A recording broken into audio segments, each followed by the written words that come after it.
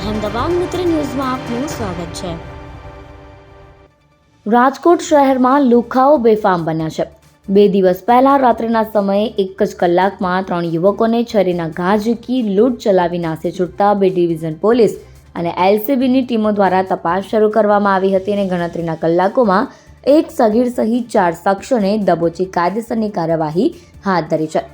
રાજકોટના ભગવતીપરા શેરી number 1માં railway ફાટક પાસે રહેતા ખુશ્બુબેન ભાણજીભાઈ ચુડાસમાએ નોંધાવેલ ફરિયાદમાં આરોપી તરીકે 3 અજાણ્યા શખ્સોના નામ આપી જણાવ્યું હતું કે તેમના માસીના સૌથી નાના દીકરાનું નામ હાર્દિક ઉર્ફે હિતેશ નટુભાઈ ચૌહાણ છે, જે હાલ પરા બજાર ખાતે આવેલ પ્લાસ્ટિકના કારખાનામાં મજૂરી કામ કરે છે।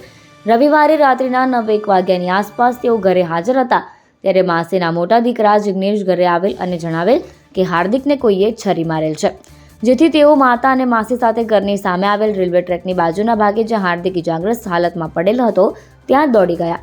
જોયું તો હાર્દિક જમીન પર ટ્રેકની બાજુના ભાગે લોહી લુહાણ હાલતમાં પડેલો હતો। હાર્દિકના પેટના ભાગે આંતરડાનો ભાગ પેટની બહારની તરફ નીકળી ગયો હતો। કોઈ તીક્ષ્ણ હથિયારથી પેટના ભાગે ઈજા થયેલ હોય તેવું જણાતું હતું। આ બાબતે હાર્દિકને પૂછતા હાર્દિકે જણાવ્યું કે પાનના ગલ્લાની નજીક 3 અજાણ્યા શખ્સોએ તેની પાસે ફાંકી માંગતા રૂપિયા ન આપતા છરી મારી ઝીકી દીધી। 1 કલાકમાં 3 લોકો પર હુમલાની ઘટના બાદ પોલીસે તપાસ શરૂ કરી હતી।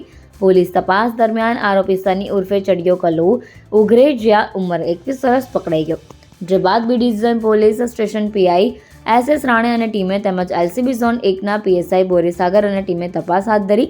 ગણતરીના કલાકોમાં અન્ય 3 આરોપી સાગર શ્યામજી ઉઘરેજિયા, શિવરાજ વિનુ ઉઘરેજિયા અને એક સગીરને દબોચી સરભરા કરી કાયદાનું ભાન કરાવ્યું। આરોપીની પૂછતાછમાં મોટરસ્ટ્રક માટે રસ્તામાં જે મળે તેને છરીની અણીએ લૂંટ કરવાના ઈરાદે નીકળ્યા હોવાની કબૂલાત આપી હતી। આરોપીએ વધુ કોઈ લૂંટને અંજામ આપ્યો છે કે કેમ તે અંગે પોલીસ આરોપીના રિમાન્ડ મેળવવા માટે તજવીજ હાથ ધરી છે। અહેમદાબાદ મિત્ર ન્યૂઝની યુટ્યુબ ચેનલને સબસ્ક્રાઇબ કરો અને બેલ આઇકોન જરૂરથી દબાવો, જેથી દરેક મહત્ત્વના વિડીયોની નોટિફિકેશન તમને મળતી રહે।